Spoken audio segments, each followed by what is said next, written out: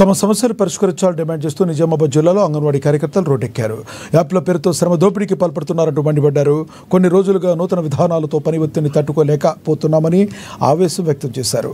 కేంద్ర రాష్ట్ర ప్రభుత్వాలు సమస్యలు పరిష్కరించకుండా తమ జీవితాలతో ఆడుకుంటున్నాయని వాపోయారు.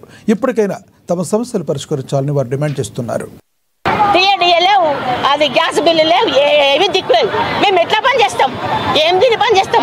నాకు బీపీ ఉన్నది, ఇక చచ్చిపోతే ఎవరికి తెలియదు. మాకేం హామీ ఇచ్చింది? 23 11 రోజులు 12 రోజులు సమ్మె చేస్తే 24 రోజులు సమ్మె చేస్తే అప్పుడు గవర్నమెంట్ ప్రతిపక్షం. ఇప్పుడు వాళ్ళు వచ్చి మా టెంట్ల కిందకి వచ్చి మీకు జీతం ఇస్తాం, 18,000 ఇస్తాం, మీకు అన్ని సౌకర్యాలు ఇస్తామని చెప్పి ఇచ్చి 2 సంవత్సరాలు అవుతుంది. మాకేం చేసిండు? ఏం చేయలేడు కదా. అందుకే రోడ్డు మీద పడ్డాం. మరి మేము ఉంటామా చచ్చిపోతామా మాకే తెలియదు. మా పిల్లలు ఎవడు కాపాడాలా?